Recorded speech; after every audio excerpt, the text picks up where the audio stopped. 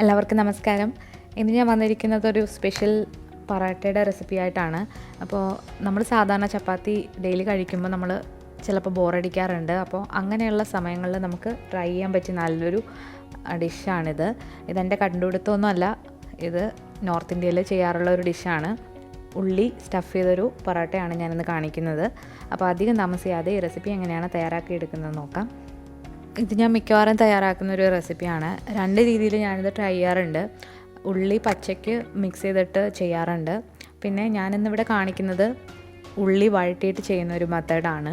അപ്പോൾ ഒന്നുകൂടെ ടേസ്റ്റി ആയിട്ട് ഉള്ളത് ഈ വഴറ്റി ചെയ്യുന്ന മെത്തേഡാണ്. അപ്പോൾ അത് എങ്ങനെയാണ് ചെയ്യുന്നത് നോക്കാം. ഈ റെസിപ്പി തയ്യാറാക്കാൻ വേണ്ടിയിട്ട് ആദ്യം നമുക്ക് ഉള്ളിയുടെ മസാല തയ്യാറാക്കി എടുക്കണം. അപ്പോൾ അതിന് വേണ്ടിയിട്ട് ഒരു പാനിലേക്ക് 1 ടേബിൾ സ്പൂണോളം വെജിറ്റബിൾ ഓയിലാണ് ഞാൻ ചേർത്ത് കൊടുത്തിട്ടുള്ളത്. ഇതിലേക്ക് ഒരു 1/4 ടീസ്പൂൺ ജീരകം ചേർത്ത് കൊടുക്കുകയാണ്. ചെറിയ ജീരകമാണ്. ഇതാവശ്യമുണ്ടെങ്കിൽ ചേർത്ത് കൊടുത്താൽ മതി. പിന്നെ ചേർക്കുന്നത് അയമോദകമാണ്. ഇതൊരു പ്രത്യേക ടേസ്റ്റ് കൊടുക്കും നമ്മുടെ ചപ്പാത്തിക്ക്. അപ്പോൾ അത് കയ്യിലുണ്ടെങ്കിൽ ചേർത്ത് കൊടുക്കുക. അയമോദകം എന്ന് പറഞ്ഞാൽ അജ്വൈനാണ്. ഇനി ഇതിലേക്ക് ഒരു 2 മീഡിയം സൈസിലുള്ള സവാള പൊടിയായിട്ട് അരിഞ്ഞതാണ്. അതൊന്ന് ചേർത്ത് കൊടുത്തിട്ട് നന്നായിട്ടൊന്ന് വഴറ്റിയെടുക്കുക. ആവശ്യത്തിനുള്ള ഉപ്പ് കൂടി നിങ്ങൾക്ക് ചേർത്ത് കൊടുക്കാവുന്നതാണ്. ഇതൊരുപാട് ബ്രൗൺ നിറമാകുന്നത് വരെ വഴറ്റേണ്ട ആവശ്യമില്ല. ഇനി ഇതിലേക്ക് ആവശ്യത്തിനുള്ള ഇഞ്ചി വെളുത്തുള്ളി ഒന്ന് ചതച്ചതാണ്. ഞാനിവിടെ 2 ടീസ്പൂൺ ചേർത്ത് കൊടുത്തിട്ടുണ്ട്. ഇത് പേസ്റ്റായിട്ട് നിങ്ങൾക്ക് ചേർക്കാവുന്നതാണ്. അപ്പോൾ അതുകൂടി ചേർത്തതിന് ശേഷം ഒന്ന് വഴറ്റിയെടുക്കുക. അതിൻ്റെ പച്ചമണം ജസ്റ്റ് ഒന്ന് മാറിക്കിട്ടണം. അപ്പോൾ ഒന്ന് വാടി വന്നിട്ടുണ്ട്.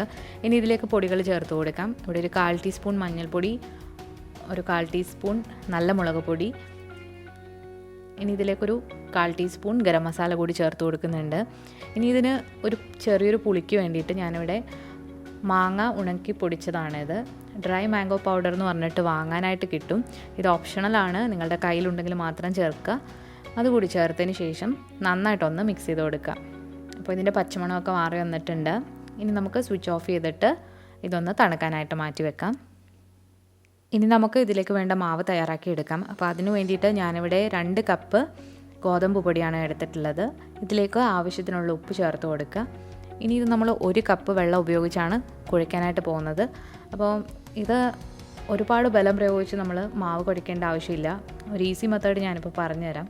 അപ്പോൾ നമ്മൾ ഈ വെള്ളം ഇതിലേക്ക് ഒഴിച്ചിട്ട് ജസ്റ്റ് ഒന്ന് മിക്സ് ചെയ്ത് വെക്കുക. ഈ മാവ് ഒരുപാട് ബലം പ്രയോഗിക്കരുത്. ആ 1 കപ്പ് വെള്ളം ഒഴിച്ചിട്ട് ഒന്ന് മിക്സ് ചെയ്ത് വെക്കുക. ഇനി ഇതൊരു 10 മിനിറ്റ് ഒന്ന് അടച്ച് മാറ്റി വെക്കുകയാണെങ്കിൽ ഇതിൽ ഗ്ലൂട്ടനൊക്കെ ഇറങ്ങിയിട്ട് ഈ മാവ് നല്ല സോഫ്റ്റ് ആകും. അപ്പോൾ നമുക്ക് കുഴയ്ക്കാൻ വേണ്ടിയിട്ട് വളരെ ഈസിയാണ്. അധികം ബലമൊന്നും പ്രയോഗിക്കേണ്ട. അപ്പോൾ ഇത് വളരെ എഫക്റ്റീവായിട്ടുള്ളൊരു മെത്തേഡാണ്. ഇതിപ്പോൾ 10 മിനിറ്റ് കഴിഞ്ഞിട്ടുണ്ട്. ഇനി ഇത് ജസ്റ്റ് ഒന്ന് കുഴച്ചെടുക്കുമ്പോഴത്തേക്ക് നമ്മുടെ മാവ് തയ്യാറായിട്ടുണ്ടാകും. ഒരുപാട് ബലമൊന്നും പ്രയോഗിക്കേണ്ട ആവശ്യമില്ല. ഇപ്പോൾ ഗോതമ്പിൽ ഗ്ലൂട്ടൻ എന്ന് പറഞ്ഞൊരു സംഭവമുണ്ട്. അപ്പോൾ അത് റിലീസായിട്ടാണ് ഇത് സോഫ്റ്റ് ആക്കുന്നത്. നമ്മൾ മാവ് കുഴച്ചിട്ട് മാറ്റി വെക്കുന്നത് ഇതും സെയിം ആണ്. അപ്പോൾ ഇനി ഈ മാവ് മാറ്റി വെച്ചില്ലെങ്കിലും കുഴപ്പമില്ല, നമുക്ക് ഡയറക്റ്റ് തന്നെ ഇത് ഉണ്ടാക്കാനായിട്ട് പറ്റുന്നതാണ്. അപ്പോൾ ചപ്പാത്തിക്ക് ഉരുട്ടുന്നതിനെക്കാട്ടിലും കുറച്ചുകൂടെ വലുപ്പത്തിൽ ഉള്ള ഉരുളകളാക്കുക. അതിനുശേഷം അത് കുറച്ച് പൊടിയിലൊന്ന് ഡിപ്പ് ചെയ്തതിന് ശേഷം കട്ടിയിലൊന്ന് പരത്തിയെടുക്കുക ഇതുപോലെ. ഇനി ഇതിൻ്റെ സൈഡൊക്കെ ഒന്നിങ്ങനെ പ്രസ് ചെയ്ത് കൊടുക്കുക. ഇപ്പോൾ ഇതിൻ്റെ നടുഭാഗം നല്ല കട്ടിയായിട്ട് വന്നിട്ടുണ്ട്. ആ ഭാഗത്തേക്ക് വേണം നമ്മളിനി മസാല വെച്ച് കൊടുക്കാനായിട്ട്. ഇത് നമ്മൾ നേരത്തെ തയ്യാറാക്കിയ മസാല ഒന്ന് തണുത്ത് വന്നിട്ടുണ്ട്. അപ്പോൾ അതിലേക്ക് നമ്മളിത് വെച്ച് കൊടുക്കുകയാണ്. 1 സ്പൂൺ മുതൽ 1.5 സ്പൂൺ വരെ വെച്ച് കൊടുക്കാം.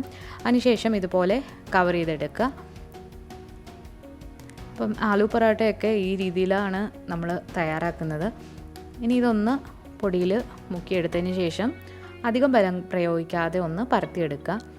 കുറച്ചൊക്കെ വെളിയിൽ പോവും. അപ്പോൾ നമ്മളവിടെ കുറച്ചുകൂടെ പൊടി ഇട്ട് കൊടുക്കുകയാണെങ്കിൽ റെഡിയാകും. അപ്പോൾ നമ്മുടെ പൊറോട്ട ഇവിടെ പരത്തിയെടുത്തിട്ടുണ്ട്. ഇനി ഇത് നമുക്കൊന്ന് ചുട്ടെടുക്കാം. അപ്പോൾ ഇതുപോലെ എല്ലാം ചെയ്തെടുക്കുക. ഞാനിവിടെ ഒന്ന് മാത്രമേ കാണിക്കുന്നുള്ളൂ. നിങ്ങൾക്ക് വേണമെന്നുണ്ടെങ്കിൽ ബാക്ക്വേർഡ് അടിച്ചിട്ട് നോക്കാവുന്നതാണ്. അപ്പോൾ ഞാനിവിടെ ഒരു ഇരുമ്പിൻ്റെ പാത്രമാണ് വെച്ചിട്ടുള്ളത്. അതിലേക്ക് കുറച്ച് എണ്ണ ഒന്ന് തടവിയതിന് ശേഷം നമ്മളിതൊന്ന് ഇട്ട് കൊടുത്തിട്ടുണ്ട്. എണ്ണ വേണമെങ്കിൽ തൂക്കാം. നമ്മൾ ഓൾറെഡി ഒണിയൻ മസാലയിൽ എണ്ണ ഇട്ടിട്ടുണ്ട്. അപ്പോൾ അത് വേണ്ടാന്നുള്ളവർ ഇത് സ്കിപ്പ് ചെയ്യാവുന്നതാണ്. അപ്പോൾ കുറേശ്ശെ എണ്ണ തൂത്ത് കൊടുത്തിട്ടൊന്ന് മറിച്ചിട്ടിട്ടുണ്ട്. ഇനി 2 സൈഡും കുറേശ്ശെ എണ്ണ തൂത്തതിന് ശേഷം തിരിച്ചു മറിച്ചു വിട്ടൊന്ന് കുക്ക് ചെയ്തെടുക്കുക. കുറഞ്ഞ തീയിലിട്ട് കുക്ക് ചെയ്യാനായിട്ട് ശ്രദ്ധിക്കുക. അപ്പോൾ വളരെ ടേസ്റ്റി ആയിട്ടുള്ള ഒരു പൊറോട്ടയുടെ റെസിപ്പിയാണ്. എന്തായാലും ഇത് കഴിച്ചിട്ടില്ലാത്തവർ തീർച്ചയായിട്ടും ഒന്ന് ട്രൈ ചെയ്ത് നോക്കിയിട്ട് ഫീഡ്ബാക്ക് അറിയിക്കുക. അപ്പോൾ ഇന്നത്തെ ഈ റെസിപ്പി നിങ്ങൾക്ക് ഇഷ്ടപ്പെട്ടെങ്കിൽ ഈ വീഡിയോ ലൈക്ക് ചെയ്യാനും ഷെയർ ചെയ്യാനും കമൻറ്റ് ചെയ്യാനും മറക്കരുത്. പുതിയതായിട്ട് ചാനൽ കാണുന്നവരാണെങ്കിൽ സബ്സ്ക്രൈബ് ചെയ്യാനും അതുപോലെ തന്നെ റൈറ്റ് സൈഡിലായിട്ട് കാണുന്ന ബെല്ലൈക്കൺ പ്രസ് ചെയ്യാനും മടിക്കരുത്. അപ്പോൾ പുതിയൊരു റെസിപ്പിയായിട്ട് വീണ്ടും വരാം. Thanks for watching.